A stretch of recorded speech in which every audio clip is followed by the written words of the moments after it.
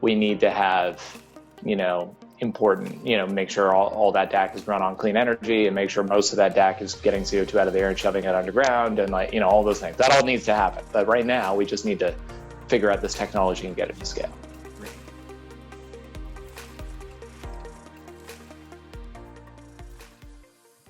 All right, so hello everyone.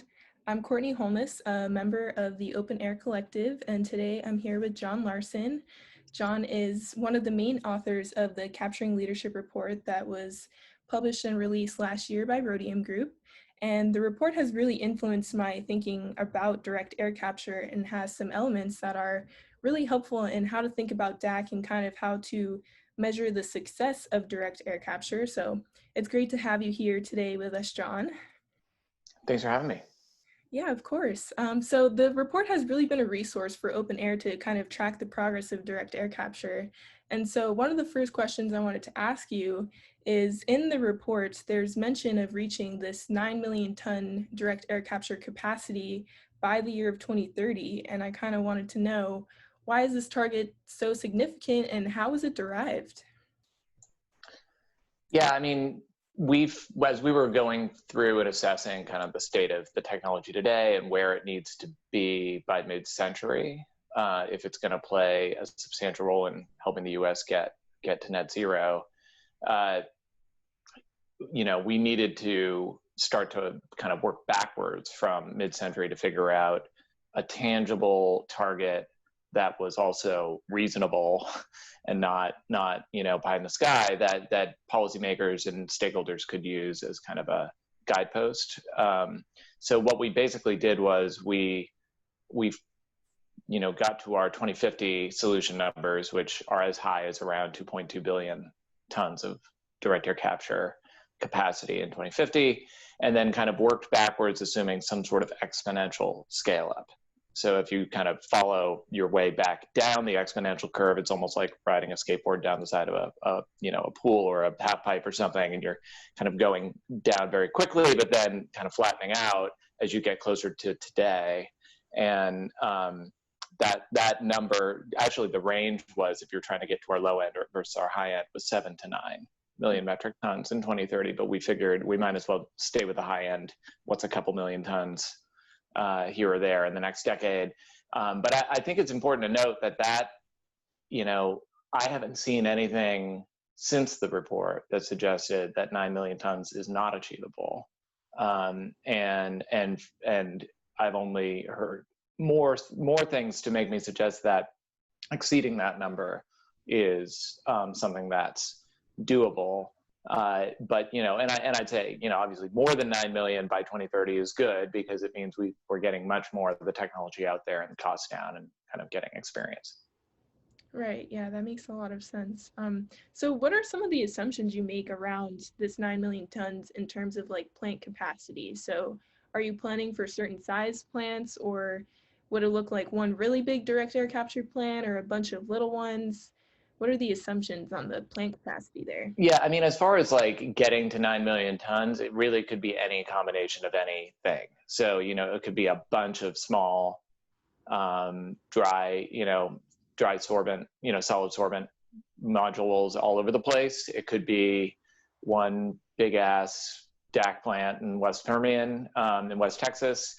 It really doesn't matter. I mean, the goal itself is just, we need to get that kind of level of deployment to start getting the cost down, which is different than, understanding like what the dollar per ton is of any given technology, right? So it's really, you could see it playing out in any number of ways. And frankly, I think it's likely it won't be any one big project or a bunch of tiny stuff. I think it's going to be a mix of the two. Right. Okay, so 2030, we get to 9 million tons. So if we do reach this number, how do you think this kind of sets us up for the rest of the century? How does this help us later down the line if we do meet this target that's mentioned in the report?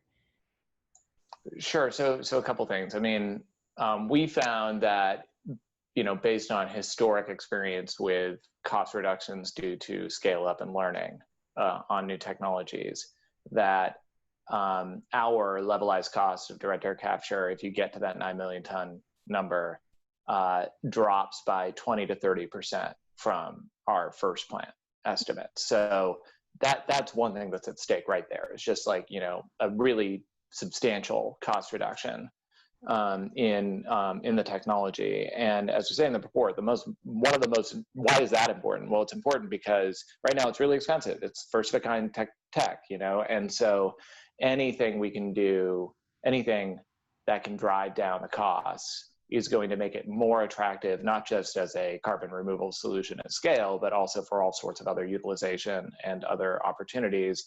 And that's going to just start to generate more and more interest and investment in the technology. So, you know, if we don't get there, or more importantly, if we don't get anywhere close to 9 million, let's say we build one plant in the next decade and it's it's a 1 million ton carbon engineering plant or something like that. And that's it. That's all we got.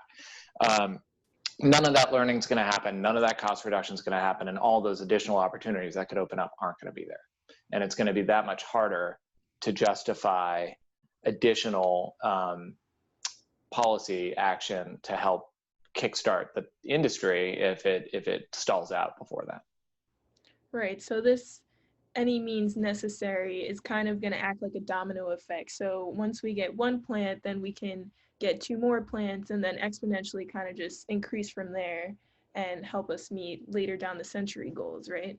Yeah, and I mean, you know, it all sums up in a reduction in cost, but it means a lot of different things, right? Like it means, you know, that the DAC companies are actually perfecting their technology and learning how to wring out costs as they build the next plant and the plant after that, right? That's one thing. Another thing is, you know, you get economies of scale of the plants themselves as you build bigger ones. Another thing is you start to build an industry with real supply chains where you can see cost reductions across the supply chains, which reduce costs. And then another big one, and often overlooked, is like you actually get financiers and investors much more comfortable if they can take a tour of 5 or 6 different plants and see what this looks like and see how it works and understand and have confidence in the technology rather than the very first one. Mm-hmm. Right. So also in the paper, it kind of talks about DAC in relation to the various sectors and how it can kind of plug into any one of those sectors. And so I was just kind of wondering, like, what are the best candidates for this? Like, what are the best candidates for DAC and its cleanup potential, I guess you could phrase it? Yeah, I mean, like strictly thinking about the United States, there's a few things. I think the most obvious near-term opportunity is enhanced oil recovery, even with the oil market where it is right now at $40 a barrel or so. And the only reason why is because there is already an active industry that uses CO2 to get more oil out of the ground. They use it in extremely large volumes. Like this, it's one of the only economic uses of CO2 that gets into the millions of tons per project. You know, obviously that does lead to more fossil fuel production, which may sound counterintuitive, but the most important thing in the next decade isn't so much solving the perfect net CDR situation for DAC. It's about building DAC plants and getting the cost down. So that's I think one key opportunity. Another one is fuels, where where the other technology components you need to make fuels are also extremely expensive right now. Like hydrogen electrolyzers at scale are super expensive, just like DAC is, but they also have a really high potential for cost reduction. And you put those together with DAC, which also has a good cost reduction profile, and you can actually see a lot of clean fuel, synthetic gasoline, synthetic diesel, where you're combining green hydrogen with CO2 from the air to displace fossil fuels. And that gets you, as long as you're using clean energy for that, you're getting a net GHG reduction. And I think that's another big opportunity. I also do think that, the increasingly frequent announcements from leading corporations, mostly tech companies, for actual procurement of carbon dioxide removal through, is probably the third opportunity where you're actually seeing Microsoft and Stripe and others saying we're ready to buy 1 million tons of carbon dioxide removal from somewhere, and direct air capture could be one of those places. Right. So in the next decade, we don't need to be so much necessarily concerned with how or what DAC is being used for, as long as we're kind of constructing DAC and promoting a learn by doing atmosphere for these developers, right? Yeah, that's right. I mean, it doesn't mean that down the road we need to have, important, make sure all that DAC is run on clean energy, and make sure most of that DAC is getting CO2 out of the air and shoving it underground, and all those things. That all needs to happen. But right now, we just need to figure out this technology and get it to scale. Right. So the report also focuses a lot on some of the federal opportunities, like the federal level opportunities for direct air capture. But I'm curious if you have any comments or what you think about how state and municipal leadership can really get involved with scaling direct air capture. Yeah, I mean, there's a few different ways to think about it. One is, we've already heard from some direct air capture companies that the combination of existing state level market-based policies plus the federal 45Q tax credit are now starting to make some projects at least seem potentially financially possible. And the carbon engineering project in the Permian is one example of that.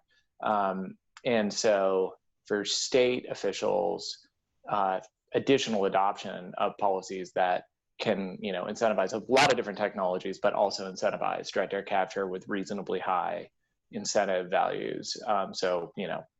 Like the low carbon fuel standard, for example, but it could be other things. It could be a carbon tax. It could be a clean electric standard where direct air capture counts. There's lots of different ways. You could look at the market-based policy side of things and see ways for states to capitalize on that. And then, that would allow more opportunities for more projects in more places. So that's one aspect. Another aspect is, these are big, billion-dollar investments. And if you are a state official who wants to attract new investment into your state, tax credits, other incentives to actually incentivize the actual investment in your state for some reason could be really important. And those can be tapped on top of all the other stuff I just mentioned.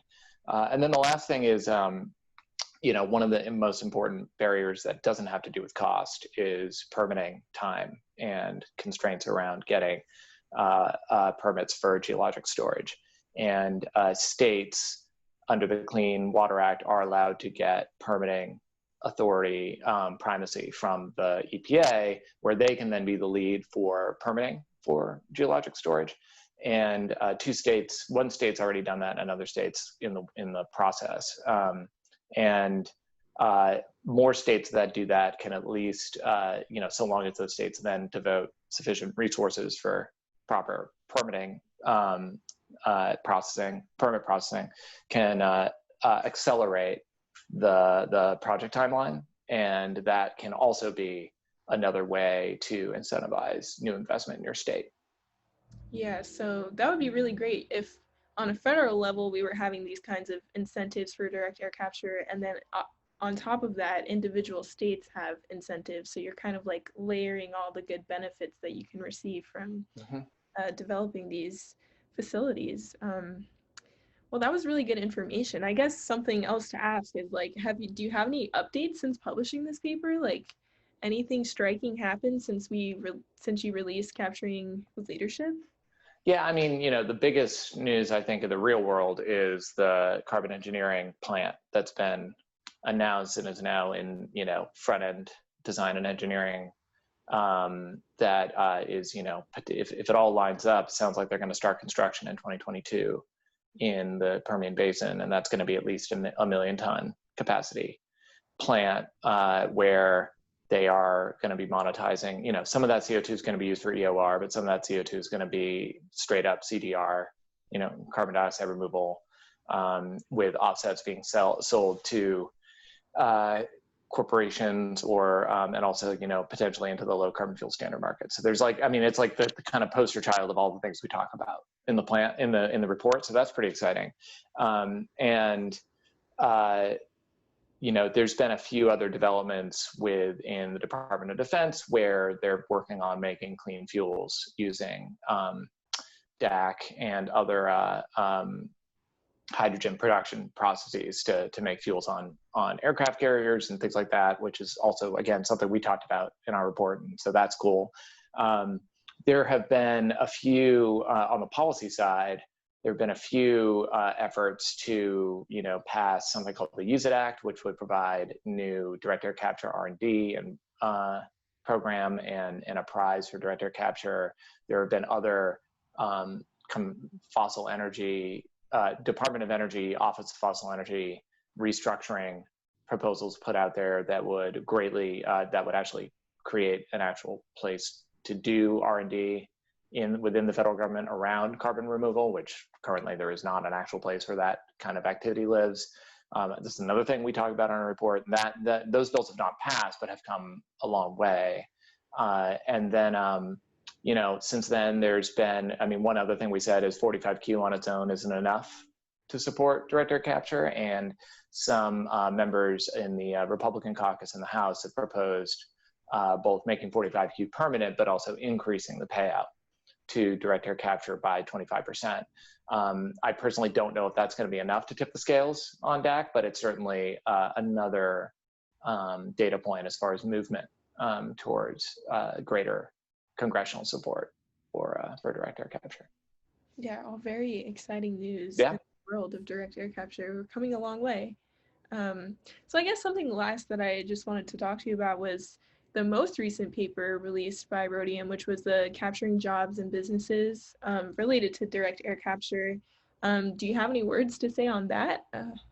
Yeah, when you asked me what else is new, I wasn't going to mention our work. I'm kind of a little modest, but since you bring it up, we've got two follow-on pieces of work from our Capturing Leadership piece, where we look at the jobs associated with direct air capture scale up, and then the business opportunities associated with direct air capture scale up, not for investors, but for actual existing industries in America today, like steel and cement and construction, and what are the opportunities there. And we find basically for a typical 1 megaton DAC plant, 3,400 jobs could be created, and which is substantial amount for one project. And if you think about the 9 million ton goal, that's you're getting up there as far as somewhere around 30,000 jobs just from meeting that goal. That wouldn't happen if you didn't have direct air capture. And obviously when we have kind of depression era unemployment rates at the moment, that's an interesting finding. We also found, there's a lot of very large opportunities for steel, for cement, for other existing industries. Sometimes, by the time DAC scales up to mid-century levels that we've projected, some of the business opportunities rival the whole industry today. So encourage people to take a look. It's definitely thought-provoking stuff. Yeah, definitely. Direct air capture really does have the potential to become the new oil and gas industry that we have today, which I think we touch on in that report. If you think about it, in our high-end deployment results, we found, you need 1.8 billion tons of CDR from DAC to get to net zero. That's not all that different from the total electric power sector emissions in America today, only in reverse, right? So that gives you a sense of the scale of what we need to see happen.